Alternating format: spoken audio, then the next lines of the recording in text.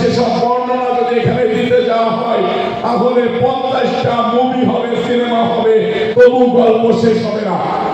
শুধু এই July August আন্দোলনের সহযোদ্ধা ভাইদেরকে বলতে চাই, যারা বিএনপির ভারপ্রাপ্ত চেয়ারম্যান জনাব তারেক রহমানকে নিয়ে বিভিন্ন সময় কথা বলেন, তারা রাজনৈতিকভাবে নিজেদেরকে দেউলিয়াত্বের পরিচয় ছাড়া অন্য কিছু নয়।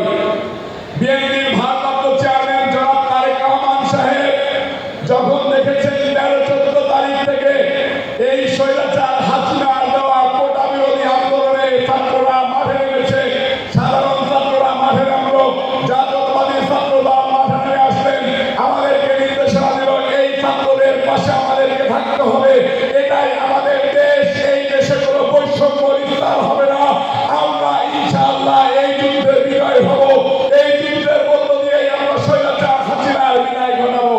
বিএনপির ভারপ্রাপ্ত চেয়ারম্যান জনাব তারেক রহমান সাহেব আমাদেরকে 14 তারিখে এই নির্দেশনা দিয়ে দিয়েছিলেন। আমাদেরকে বলেছিলেন নেতৃত্ব পর্যায়ের লোকেরা যদি রাজপথে থেকে এই ছাত্রদের ভিতরে থেকে লড়াই সংগ্রাম করে তাহলে হাসিনা প্রথম দিক দিয়ে আমাদেরকে ম্যাচেকার করে দিতে পারে, স্টিমুলার চালাইতে পারে, পাশে থেকে নেতৃত্ব দিতে হবে, সাধারণ যে আমাদের নেতাকর্মী আছে তাদেরকে ওদের ভিতরে ঢুকিয়ে দিয়ে আমাদেরকে আন্দোলন সফল করতে হবে ইনশাআল্লাহ। 19 তারিখ কিন্তু বিএনপির কর্মসূচি ছাড়া এই বৈষম্য বিরোধী এখন যে নতুন দল ছাত্ররা করেছে তাদের কোনো কর্মসূচি ছিল না। 19 তারিখ প্রেস ক্লাবে জাতীয়তাবাদী দল বিএনপির মানববন্ধন কর্মসূচি, যখন বৈষম্য বিরোধী এইসব ছাত্ররা বিভিন্ন সময় কর্মসূচি প্রত্যাহার করে নিয়ে যাচ্ছে, যখন তাদের উপরে একটা নেগোসিয়েশন হয়ে গেছে হাসিনার সাথে, তখন পার্টি বিএনপি দেখলো আমাদেরকে এই আন্দোলনে তাল দিতে হবে, আমাদেরকে এই আন্দোলনে নেতৃত্ব দিতে হবে। আমরা 19 তারিখ প্রেস ক্লাবে আব্দুল মুনায়েম মোল্লা নুরুল ইসলাম রাওয়ানের নির্দেশনায় নেতৃত্বে প্রেস ক্লাব এলাকায় যাওয়ার আগে আমাদের নেতা রুহুল কবির রিজভী আহমেদকে গ্রেফতার করা হলো। গ্রেফতার করে আমাদের নেতা কর্মীদেরকে অবিচারে গুলি করা শুরু হলো, যেখানে পাচ্ছে সেখানে গুলি করতেছে।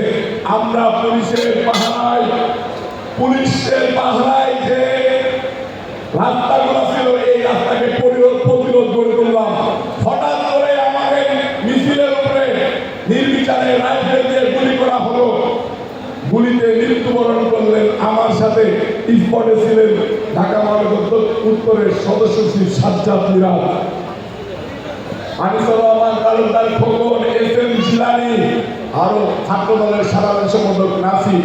আমি আর নাসির যখন ব্যারিকেড বেঁধে দিয়েছি, পুলিশ হাত উঁচু করে পিছন ধরতেছে, ঠিক একই মুহূর্তে উপর থেকে আমাদের উপরে রাইফেল দিয়ে গুলি করা হলো। আমার সাথে থেকে মৃত্যুবরণ করলেন নবীন তালুকদার। নবীন তালুকদারের মাথায় গুলি লাগলো, ঘিলু এসে আমাদের শরীরে লাগলো, রক্ত এসে আমাদের শরীরে লাগলো। এই নির্মমতা দেখা যায় না। আমাদের সাথে আরেকজন ছাত্ররা গুলিবিদ্ধ হলেন ঢাকা কলেজ ছাত্র দলের সাধারণ সম্পাদক মিল্লা, আমাদের ঢাকা কলেজের সহযোদ্ধা ইমরান। একই জায়গায় আমাদেরকে টার্গেট করে গুলি করলে 5-7 জন লোক গুলিবিদ্ধ হয়ে ওইখানে লুটে পড়ে যায়। আমরা সেই নির্মমতা দেখে মনে করলাম যে এই লাশকে কাঁদতে কাঁদতে পার্টি অফিসে যাওয়ার থেকে এই লাশকে পার্টি অফিসে পাঠিয়ে দিয়ে আমরা আবার যুদ্ধের ময়দানে লড়বো। আমাদেরকে লড়তে শিখেছেন বিএনপির ভারপ্রাপ্ত চেয়ারম্যান জনাব তারেক রহমান। বিএনপির ভারপ্রাপ্ত চেয়ারম্যান জনাব তারেক রহমানকে এই 17 বছরের শত নির্যাতন করেও দমিয়ে রাখতে পারে নাই। তাই আমরা যদি বিএনপির ভারপ্রাপ্ত চেয়ারম্যান জনাব তারেক রহমান সাহেবের কর্মী হয়ে থাকি, আমাদেরকেও দমিয়ে রাখতে পারবে না। তাই তো লড়াই সংগ্রাম করে গেছি বিএনপির ভারপ্রাপ্ত চেয়ারম্যান জনাব তারেক রহমানের নির্দেশনায়। 21 তারিখ যখন কারফিউ দিয়েছিলেন আব্দুল মুনায়েম মোল্লা নুরুল ইসলাম রাওয়ানের নেতৃত্বে যুবদল সেদিন জনাব তারেক রহমান সাহেবের কথা রেখে ঢাকার বুকে সর্বপ্রথম কারফিউ ভেঙে আমি মিছিল করেছিলাম। আমার সাথে গুলিবিদ্ধ হয়েছিলেন ইমন। রাত 9টা পর্যন্ত আমরা আন্দোলন চালিয়ে গেছি। যখন পুলিশ আমাকে ঘিরে ফেললো, আমি উল্টা দিকে দৌড় মারলাম।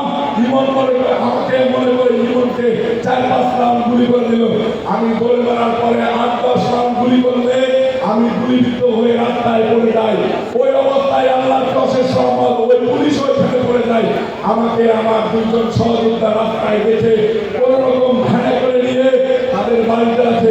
7 দিন পরে ইনশাআল্লাহ ওই গুলিবিদ্ধ অবস্থায় ঘুরাইতে এই মৎস্য ভবন থেকে শাহবাগ মোড় সকাল 9টা বাজে আজকের এই 4 তারিখ ঢাকা মহানগর দক্ষিণ যুবদল দখল নিয়েছিল।